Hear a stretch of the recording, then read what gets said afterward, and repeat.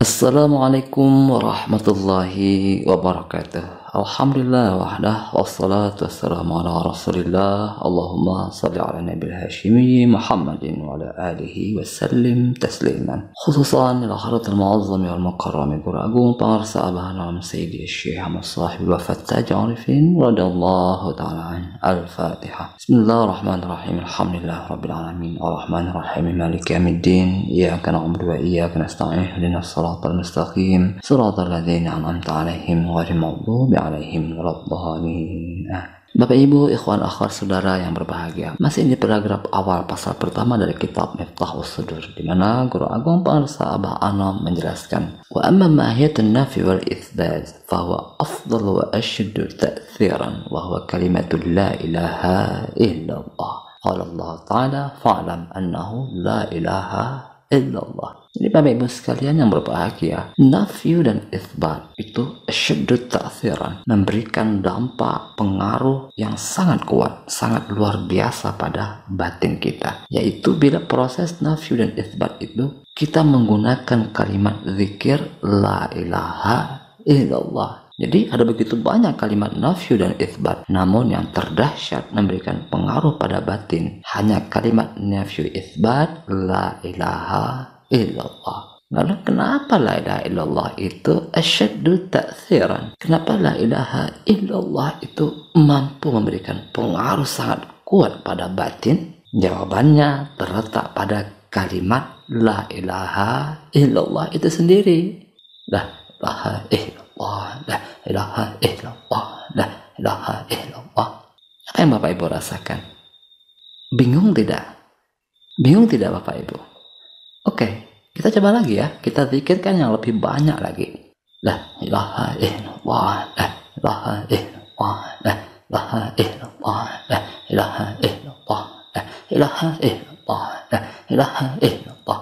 Makin banyak kita berzikir nafi itsbat dengan kalimat la ilaha illallah itu.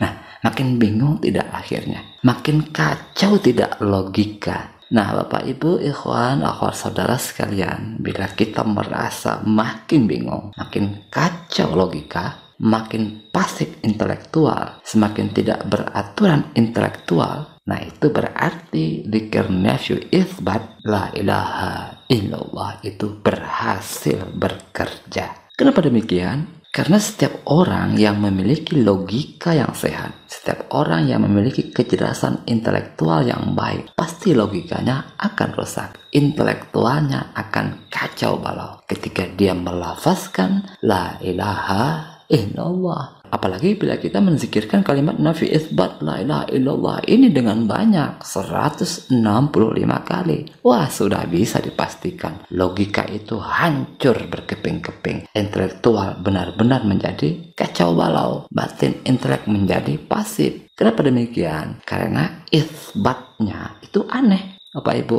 Itsbatnya itu di luar jangkauan logika. La ilaha illallah. Jadi illallah ini itsbatnya, hanya Allah ini itsbatnya. Ini yang hendak diteguhkan, yang hendak diafirmasi, yang hendak diisbatkan. Illallah, hanya Allah. Ini sangat aneh. Ini di luar jangkauan logika. Ya kalau kalimat nafyu itsbatnya la ilaha illa fulan, la ilaha illa fulan, tidak ada Tuhan selain fulan, tidak ada Tuhan selain fulan, kan gampang itsbatnya ya Bapak Ibu. Jelas orangnya, jelas wujudnya, jelas bentuknya, gampang itsbatnya. Nah ini la ilaha illallah, kalimat nafyu itsbatnya itu Allah, itsbatnya illallah, tidak ada wujudnya. Allah itu tidak ada yang serupa dengan dia. Entahlah Allah itu ada atau tidak ada. Tapi yang pasti Allah menggambarkan dirinya laisa kamitslihi syai'. Tidak ada yang serupa dengan dia. Walam yakun lahu kufuwan ahad. Allah itu maha tak termisalkan, maha tak tergambarkan, maha tak terimajinasikan. Kan aneh isbatnya itu ya Bapak Ibu sekalian. La syekha ila Abah Anom, la syekha ila Abah Anom. Tidak ada syekh kecuali Abah Anom, tidak ada syekh kecuali Abah Anom. Misalnya ya, nah misalnya kalimat nafyu isbatnya begitu. La syekha illa Abah Anom. Gampang tidak isbatnya Bapak Ibu? Gampang ya. Kenapa? Karena jelas isbatnya, jelas yang ingin kita afirmasi itu, yaitu pangarsa Abah Anom. Tapi kalau ilallah, apanya yang mau diisbatkan? Apa yang mau diafirmasi? Nggak ada. Loh, kok nggak ada? Emang begitu? Kan jelas tadi. Allah itu laisa kamitslihi syai' wa lam yakun lahu kufuwan ahad. Allah maha tak termisalkan, maha tak tergambarkan, maha tak terimajinasikan. Nah, bagaimana ini isbatnya? Bagaimana cara afirmasinya? Maka bila semakin sering kita melafazkan la ilaha illallah itu, semakin banyak kita menzikirkan kalimat la ilaha illallah itu, maka otomatis logika menjadi rusak, intelektual menjadi kacau balau. Nah, inilah dahsyatnya kalimat nafyu itsbat la ilaha illallah itu. Apa? Yaitu untuk melumpuhkan makhluk yang namanya logika itu, untuk mempasifkan batin yang selalu intelektual itu. Jadi Bapak Ibu, ikhwan akhwat saudara yang berbahagia, pada dimensi spiritual, rusaknya logika, pasifnya intelektual, itu merupakan suatu prestasi yang sangat bagus. Dan tidak ada kalimat yang paling dahsyat yang mampu menghancurkan bangunan logika kita, yang mampu merubuhkan konstruksi intelektual kita selain kalimat la ilaha illallah. Kemudian, apa untungnya logika intelektual itu bersifat pasif, melemah? Untungnya adalah terbongkarnya gudang batin bawah sadar. Nah, inilah sesungguhnya tujuan awal dari zikir nafyu itsbat pada kalimat la ilaha illallah itu, untuk membuka pintu gudang batin bawah sadar. Karena gudang batin bawah sadar itu selama ini terkunci dengan rapat, susah terbukanya. Kenapa? Karena logika selalu aktif, batin intelektual selalu kuat. Maka ketika logika itu bisa bersifat pasif, batin intelek bisa melemah, maka pada saat itulah seseorang masuk ke keadaan trans dan gudang batin bawah sadar pun terbuka dengan lebar. Nah, ini sama seperti sebuah gudang barang yang dijaga ketat oleh Bapak Satpam. Alih-alih membuka gudang, mendekatinya saja tentu tidak mudah selama si Bapak Satpam itu berjaga-jaga. Ketika si Bapak Satpam itu lengah, pergi ke WC misalnya, ketiduran, barulah kita bisa mendekati pintu gudang tersebut dan kemudian membukanya. Demikian juga lah ketika kita membuka gudang batin bawah sadar ini. Logika itu adalah Bapak Satpamnya. La ilaha illallah itu adalah alat untuk mempasifkan logika, untuk melengahkan si Bapak Satpam itu. Maka ketika logika itu bersifat lemah, bersifat pasif, maka gudang batin bawah sadar itu pun menjadi terbuka lebar karenanya.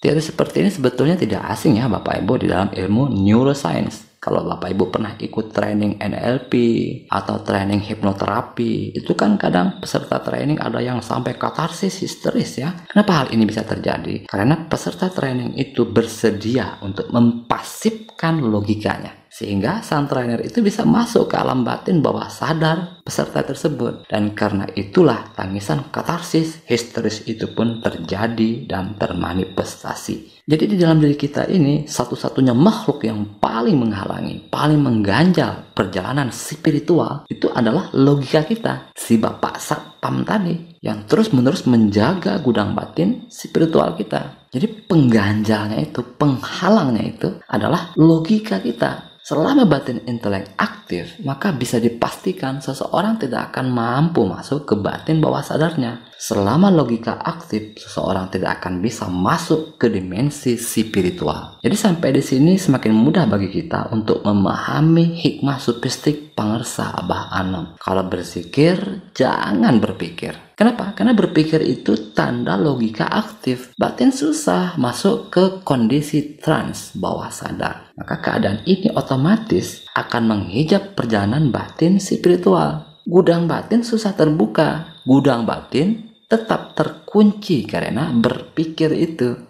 Jadi kalau berzikir jangan berpikir ya Bapak Ibu sekalian. Apapun aktivitas berpikir, apapun aktivitas logika, apakah menerjemahkan kalimat zikir, merenungkan makna zikir, menghayati makna zikir, dan berbagai aktivitas intelektual lainnya, jangan lagi kita lakukan. Karena pikiran, logika itu adalah hijab, pengganjal perjalanan batin rohania kita. Selama logika aktif, selama batin intelek berpikir, menilai, menganalisis, menghayati, merenungkan, maka akan sulit bagi kita untuk masuk ke keadaan trans bawah sadar. Akan susah bagi kita untuk membuka gudang batin bawah sadar. Dan tentu saja batin menjadi susah berkembang karenanya. Semoga sampai di sini bisa dipahami ya Bapak Ibu sekalian. Jadi zikir jahar, zikir nafi isbat pada kalimat la ilaha illallah itu sangat kuat memberikan pengaruh pada batin. Artinya batin kita yang suka berpikir, menilai, dan menganalisis itu, ketika kita berzikir jahar, zikir nafi isbat la ilaha illallah, isbatnya Allah, illallah,